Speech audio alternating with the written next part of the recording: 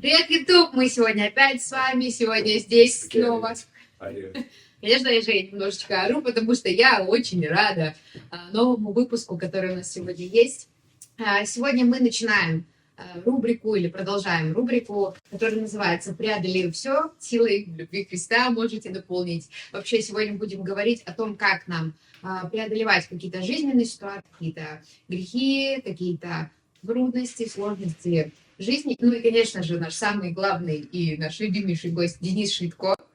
Да. Сегодня мы начнем с очень глобальной темы. Будем говорить о том, как нам преодолевать грех. И, конечно же, первый вопрос вообще, что Библия или что в христианском мире подразумевается под грехом? Это такая тема хорошая, потому что она глобальная, и она касается всех сфер жизни человека. И это касается людей, которые знают Христа, которые не знают Христа. Потому что грех – это желание жить по-своему вне Божьего контекста. Это как будто бы ты живешь в чьем-то доме, но ты придумываешь свои собственные правила, по которым ты живешь. И ты не хочешь покоряться правилам, которые установлены в этом доме. Когда мы читаем про грех, мы видим, что грех начался в Эдемском саду. Мы знаем, что грех – это, во-первых, непослушание Богу. И если мы смотрим на Бога как на Творца Вселенной, мы понимаем, что у Него есть правила, и вот вообще все мироздание, оно построено на Божьих правилах, на каких-то Божьих основаниях, на каких-то Божьих принципах. И любой человек, который не хочет покоряться этим принципам, и который хочет жить какими-то своими принципами, который хочет жить своим правилам, который хочет жить по какому-то своему распорядку, не считаясь с Творцом, это все всегда приводит к греху, то есть к непослушанию. И это непослушание, оно может быть во всех сферах жизни у человека. Это то, что касается личной жизни, то, что касается мыслительных процессов, то, что касается денег, то, что касается отношения к людям, то, что касается позиции в обществе, то, что касается вещей, которые никто не видит, но то, что человек делает там наедине с собой, это всех сфер касается. Любая непокорность, любое непослушание Богу, это всегда грех. Конечно, есть, когда мы приходим к Христу, когда мы становимся верующими, есть грехи плоти, то есть это явные вещи, это видимые вещи, это вещи, которые кричат: вот я делаю что-то, и мне вообще все равно, что об этом думает Бог. То есть это то, чем живет сегодняшнее общество, и сегодня это развивается все больше и больше. Люди говорят my life, да, my rules. То есть когда ты говоришь: моя жизнь, у меня свои собственные правила, я буду жить так, как я хочу, это всегда откровенный и открытый бунт против самого Бога. Вот. Но мы не будем говорить сейчас, наверное, обо всех людях всего мира, потому что, в принципе, это не так сильно нас касается, так как мы люди церковные, мы люди верующие, мы будем говорить о верующих. Вот когда мы говорим про грех, и когда мы говорим про верующих, как я уже сказал, есть грехи плоти, есть наше внутреннее состояние, наши эмоции, есть наши мотивы. И вот во всех этих сферах нашей жизни мы можем быть непокорны Богу. Либо во всех сразу, либо в одной из, либо в нескольких. То есть важно вот нашу жизнь привести в порядок во всей полноте. То есть чтобы мы гармонично развивались вместе с Богом, чтобы мы не просто какая-то наша часть перестала быть греховной или перестала жить по каким-то там греховным правилам, а чтобы вся наша жизнь, она покорилась бы Богу. Поэтому человек, который приходит ко Христу, он должен внутри своего сердца сразу решить, что все, кто я есть, без остатка. И вся моя жизнь, все сферы моей жизни, вот с этого самого дня, когда я принимаю Христа, я полностью выбираю покорить своему Богу. И я хочу во всех сферах своей жизни сделать его Богом и жить по его правилам.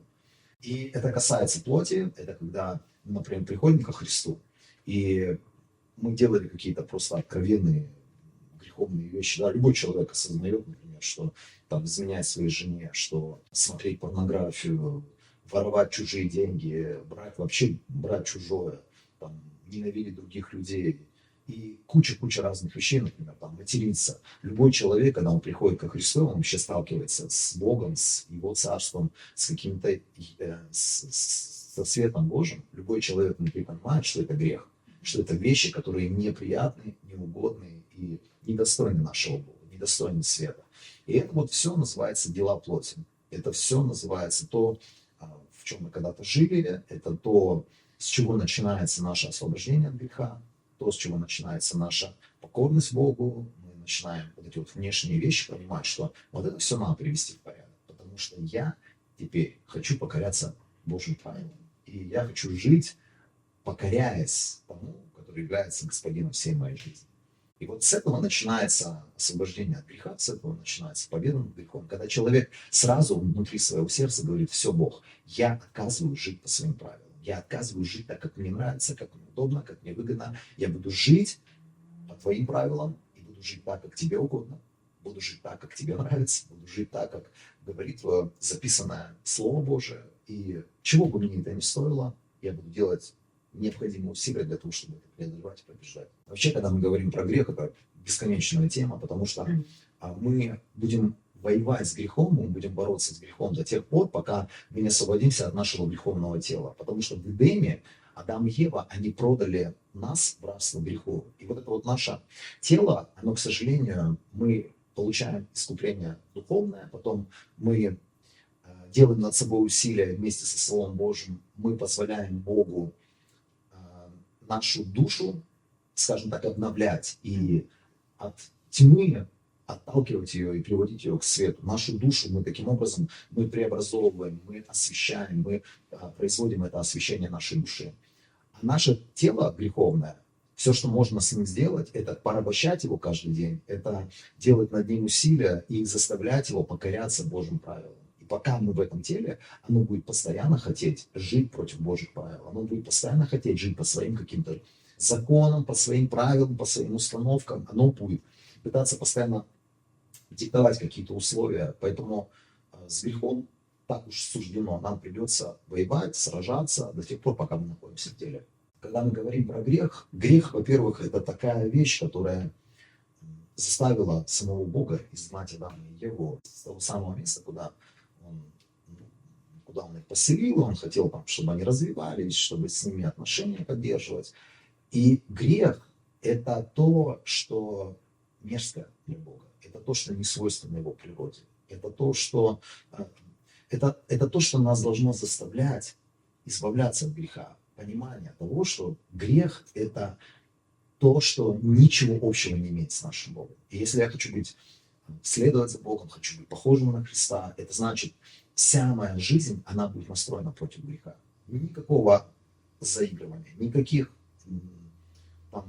договоренности с грехом. Мы иногда договариваемся, мы сами с собой договариваемся. На самом деле мы даже не с собой, мы именно с грехом договариваемся, что чуть-чуть, вот просто, пока никто не видит, разочек, еще, какие-то мы придумываем себе оправдания, чтобы продолжать жить в грехе. Но на самом деле, когда мы познаем Бога и понимаем, что в нем нет никакого греха, и мы должны быть похожими на него, мы начинаем объявлять внутри своего сердца полную войну или бескомпромиссную войну до полного победного конца, войну с грехом. И грех, это тоже важно всегда помнить, это то, что разрушает человека, это то, что разрушает его изнутри, то, что делает его недееспособным, беспомощным, он находится в чувстве вины, в стыде. Вот когда человек в грехе, когда человек открыт для греха, он внутренне начинает быть сломленным духовно. И такой человек, он, к сожалению, может быть просто бесполезным в Царстве Божьем, хотя он призван для того, чтобы быть полезным. Это такое, знаешь, минимальные вещи, которые мы должны понимать. Когда мы сегодня говорим о грехе, особенно для людей, которые сегодня, может быть, говорят: а что тут такого, все так делают, все живут вот таким образом, что тут такого, вот это сделать, вон то сделать. Просто мы всегда должны помнить, что любой грех – это стена между мной и Богом. И каждый раз, когда я осознанно грешу, и когда я делаю какие-то осознанный выбор в сторону греха, я как будто бы выстраиваю стену между собой и Богом. То же самое, что, например, взять и отгородиться, и сделать вид, что все хорошо, но на самом деле, да, ты понимаешь, что там где-то сидит дальше, но ты ее не видишь, ты с ней не имеешь практически уже контакта, ты просто знаешь, что там где-то есть Бог, там где-то, да, есть тот, который может ответить на твои молитвы, но ты перестаешь его ощущать, переживать, ты перестаешь иметь с ним настоящие отношения, близкие отношения. И грех — это то, что как раз-таки рушит отношения между человеком и Богом. И в конечном итоге это будет происходить вообще в жизни человека, будут рушиться отношения не только дальше с Богом, но дальше это будет продолжаться уже по горизонтальной линии, когда у человека рушатся отношения с другими людьми в обществе, с властью и т.д. и т.п. Это повсеместно начнет происходить. Вот. Ну, это такое вступление в грехе. Есть ли у греха какая-то градация или вот распределение между грехом? Потому что, например, даже читаешь послание Петра там, к разным церквам, и он говорит, вот определенная категория людей, они Царство Божьего не наследуют, но вы раньше были такими, а теперь там оставьте злобу, гнев и так далее, и так далее. Насколько вообще можно делать какую-то градацию греха? То есть вот это очень плохой грех, а это очень маленький грех. Бывает ли такое вообще? Ну, смотри, ты сейчас там Петра упомянул, есть Павел, есть Иоанн. Практически вот в этих посланиях, хотя многие говорят, там послание Иоанна — это послание любви, но там тоже есть такое понятие, да, что там есть грех смерти. То есть есть разные вещи, которые могут привести человека к определенной черте, за которой нет возврата. Вот. И, например, когда ты говоришь про грех, который делают верующие, и есть такие грехи, которые человека фактически выталкивают из Царства Божьего. То есть человек, когда, во-первых, человек умышленно, он для себя решает, что он будет жить в каком-то определенном грехе, и, например, этот грех, он прописан как там, нарушение 10 заповедей. Да, там. То есть человек ворует, человек продолжает быть идолопоклонником, человек продолжает быть блудником, человек там участвует в каких-то убийствах, ну или подобных вещах. То есть, например, апостол Павел, когда он писал в послании к Коринфянам о людях, которые из церкви, там написано, что есть братья, которые называются братьями, но они ведут себя, продолжают вести себя как мошенники. То есть они дурят других людей, обманывают людей ради какой-то своей выгоды. Это люди, которые продолжают быть ворами, это люди, которые продолжают быть пьяницами. Ну, сюда можно прибавить наркоманы, там, кальянщики и т.д. и т.п. То есть это люди, которые умышленно, осознанно, они выбирают свой собственный грех. И это грехи плоти, так называемые. Чаще всего, ну что такое грехи плоти? Это когда есть 10 заповедей, и человек просто эти 10 заповедей игнорирует. И здесь апостол Павел говорит, человек, который продолжает, фактически вот игнорируя эти 10 заповедей, продолжает жить какими-то своими понятиями, взглядами, правилами, этот человек, он не может наследовать Царство Божие. И на самом деле эти слова апостола Павла, они не что-то такое, что вырвано из контекста Евангелия. Если мы почитаем то, что говорил Иисус, вот вспомни, молодой человек, да, который приходит к Иисусу и задает вопрос, и он говорит: Иисус, я понимаю, что ты учитель благий. И он задает ему вопрос. Во-первых, Иисус удивился, что он назвал его благим, потому что он говорит, никто не благ, кроме Бога одного. Ну да ладно, он как бы опускает эту тему, потом дальше тот его спрашивает, что мне нужно делать, чтобы наследовать жизнь вечную. То есть он там задает конкретный вопрос о том, как человеку попасть в Царство Божие.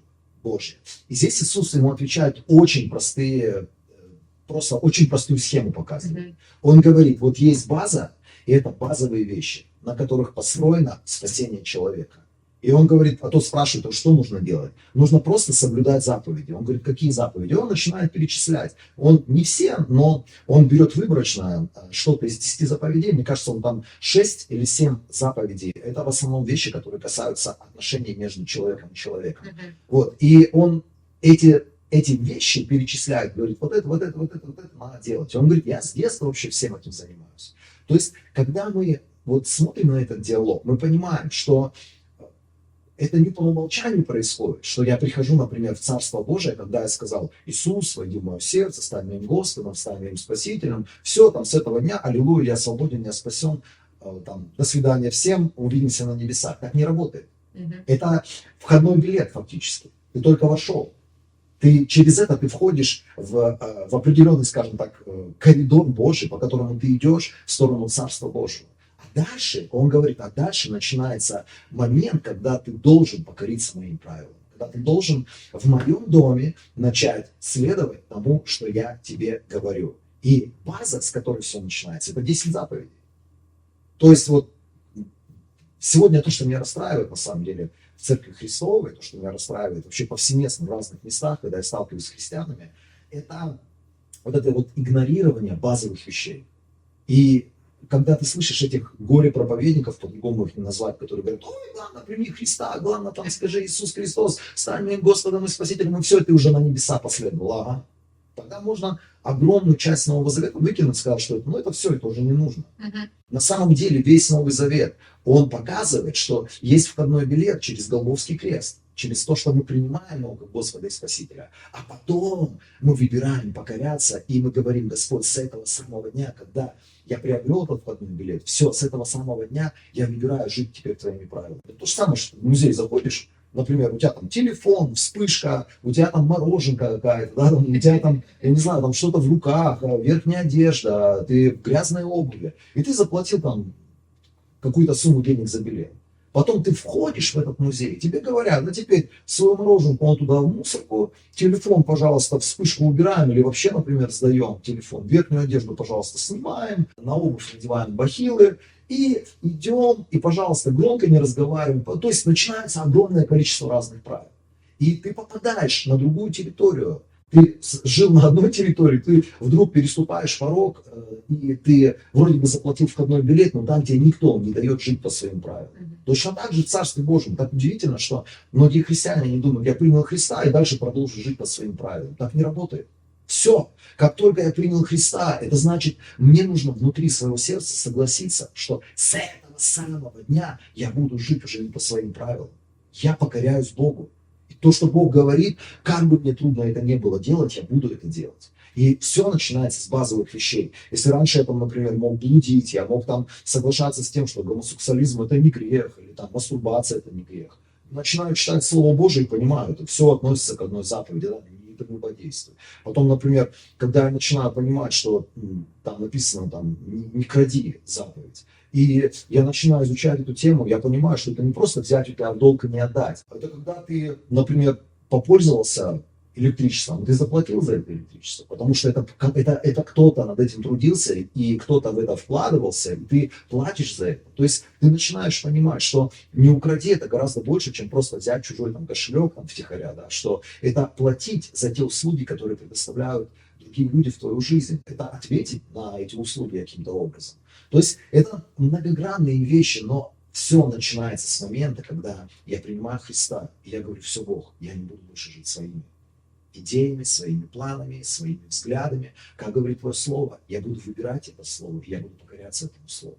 И вот то, что я говорю сегодня, например, меня очень печалит и расстраивает, как люди относятся к заповедям. Причем эти заповеди иногда ты же их транслируешь как проповедник, как пастор, и люди начинают к тебе агрессию какую-то питать. Люди начинают тебе какие-то претензии предъявлять. И я каждый раз говорю: ребят, я что ли придумал эти заповеди? Одна из заповедей, которая, наверное, самая сложно усвояемая для людей в церкви, это 6 дней трудись, 7-й день, это день святой, посвяти его для поклонения Богу. И когда ты людям это говоришь, что, слушай, это не время тебе ехать просто куда-то там на лыжах кататься, это не время, как некоторые говорят, это время с семьей провести, вот они телек целый день смотрят в воскресенье, или они там по магазинам шопятся, или еще какие-то вещи делать. Это прежде всего, это время твоих переживаний, твоих встреч с Богом. Это время какой-то духовной перезагрузки. Это время, когда ты с утра, ты там ничего не ешь, ты настраиваешься на то, чтобы встретиться с Богом в этот день. Ты читаешь Писание с утра, ты поклоняешься Богу, ты молишься, ты делаешь все для того, чтобы твоя духовная жизнь перезагружалась, потому что Богом так было устроено: 6 дней зарабатывай деньги, 7-й день оставь все, что связано вот с этой суетой этого мира, и просто посвяти себя на то, чтобы переживать Бога. И когда людям объясняют, что, слушай, ну ты не можешь просто так дома оставаться в этот день, это ну просто это нарушение, это 4-й заповеди. Человек на тебя хлопает глазами, типа, что за законничество, да, законничество, там начинаются вот эти все разговоры, ты смотришь на него и думаешь: ну, не я же это придумал, это же не мои какие-то выдумки, это не мое какое-то желание. И апостол Павел в послании евреям говорит: у вас, у многих есть такая черта оставлять собрание свое.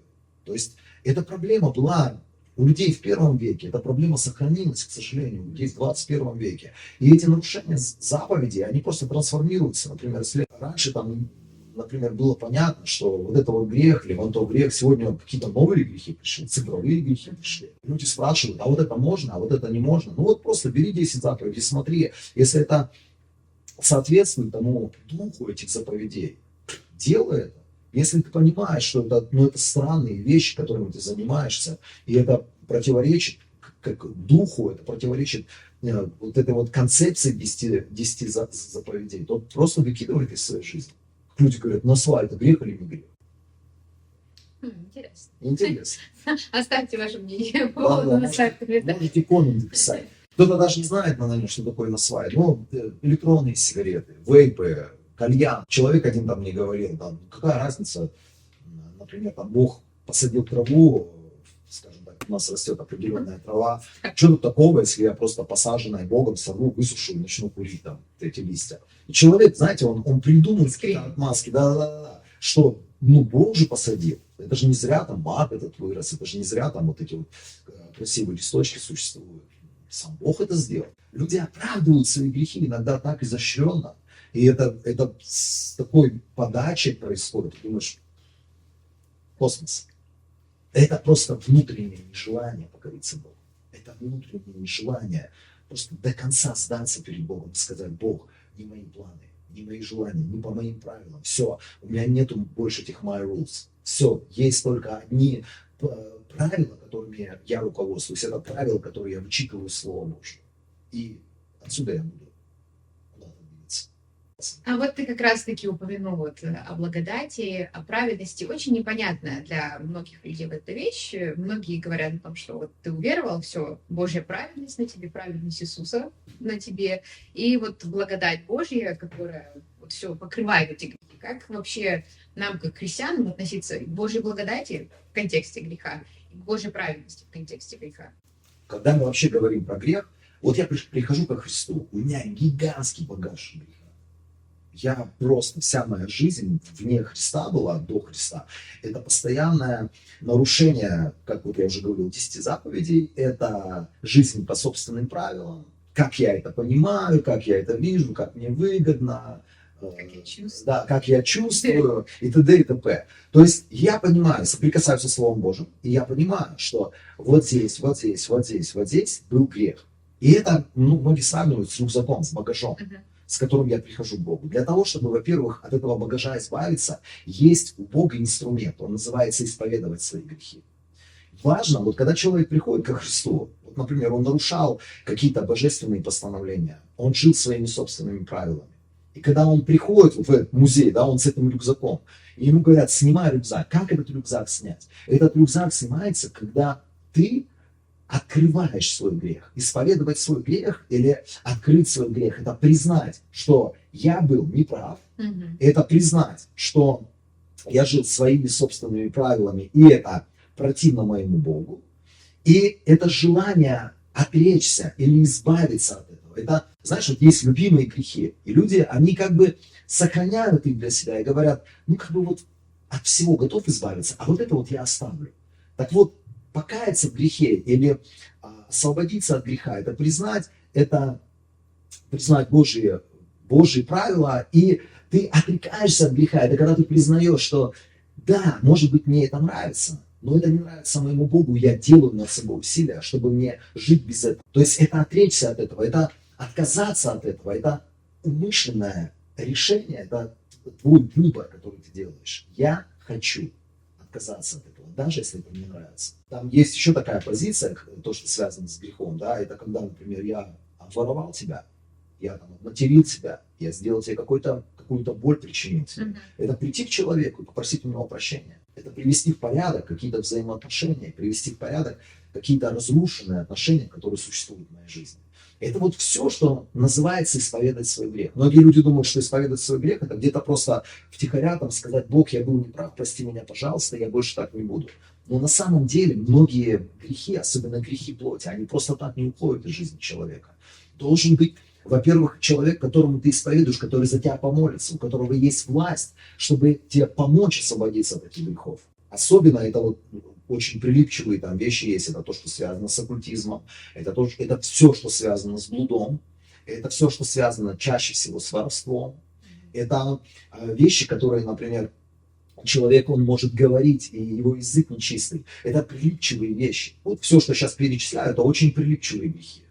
Они настолько глубоко, чаще всего бывает, когда человек приходит ко Христу, они въелись в его жизнь. Например, любая зависимость, это наркотики, это курение, это вот то, что мы говорили про насла, это зависимость и все. Вот эти вещи нужно вскрыть, их нужно открыть для того, чтобы кто-то за тебя помолился, тот, кто свободен от этого, чтобы он помог тебе от этого освободиться. Потому что не все грехи вот так на изи уходят. Есть какие-то грехи, с которыми человеку приходится бороться, но борьба начинается с момента, когда человек исповедует свой грех. Когда человек скрывает свой грех, когда человек делает правильные решения, когда человек позволяет Духу Божьему начать вот этот божественный процесс очищения или освобождения от этого греха. Потому что некоторые грехи настолько глубоко, и они ранили нашу душу, они, вот знаешь, как это мерзкое животное внутри нас нагадило, там, построила свои эти норы какие-то, свои какие-то вот места обитания. Не так быстро, не так и не сразу человек может освободиться от каких-то вещей. Но начало всего всегда с грехом, оно связано с исповеданием.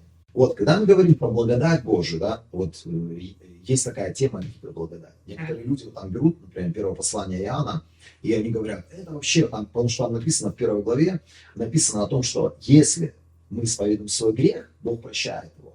И там дальше написано, что всякий, кто без греха, тот, ну, кто говорит, что он без греха, тот врет.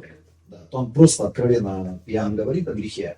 И он говорит, единственный путь освободиться – это исповедовать свой грех. Я вот видел людей, которые любят вот эту тему гиперблагодати, и, как я уже говорил, это горе-проповедники, которые пудрят людям мозги, которые придумывают какое-то свое Евангелие. И вот это одно из выдуманных Евангелий, что Иисус 2000 лет назад заплатил за все твои грехи. Все, ты приди к нему, главное, даже не вспоминай о том, что ты там творил, даже не вздумай это все вскрывать, открывать, это все уже, оплата произошла, тебе не надо к этому возвращаться.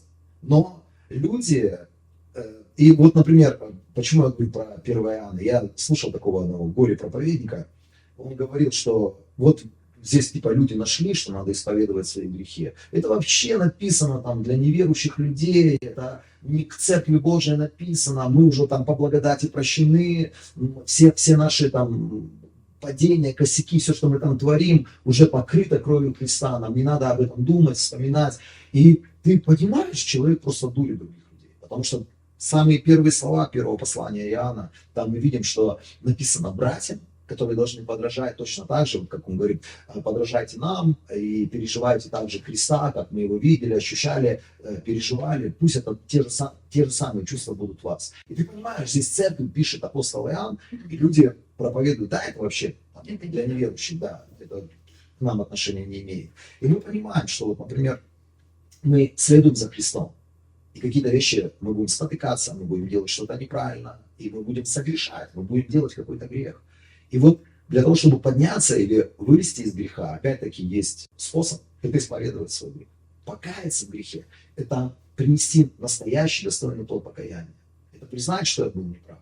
Это отречься от этого греха. Это сделать решение в пользу света и привести в порядок отношения, которые были разрушены из-за греха. Как с Богом, так и с людьми. Это то, что касается греха. Некоторые люди сразу могут сказать, да, зачем об этом негативе говорить? Надо говорить о благодати. Конечно. Нет, на самом деле. И благодать-то в чем? Благодать в том, что когда мы исповедовали свой грех, Библия говорит, Он прощает и никогда больше не вспоминает. Все, этот вопрос закрыт. Мы сделали свое дело, Он сделал свое дело. И после этого мы смирились. Библия говорит, те, которые смиряются, те, которые делают первый шаг, Бог приходит к ним благодатью. Гордые, Библия говорит, они лишены благодати. Гордые – это люди, которые встают против Бога, и сам Бог становится их врагом. Кто такие гордые люди? Которые говорят, да, мне все равно, что вы там придумали, я буду жить своими правилами, я так понимаю, мне так открыто, а я в это не верю. И ты думаешь, хорошо, ты не веришь мне, но это же Слово Божие. Это же не я выдумал. Прикольно, да, я там могу проповедовать какие-то свои идеи, могу проповедовать какие-то свои собственные откровения. Ты можешь им не верить, но если это говорит Слово Божие, когда ты говоришь, а я верю по-другому, а я вижу по-другому, ты просто ставишься в позицию гордого человека, который говорит, у тебя свои правила, у меня свои. И еще не факт, что твои там лучше моих. в этот момент Бог говорит, ну, извини, сам Бог становится врагом.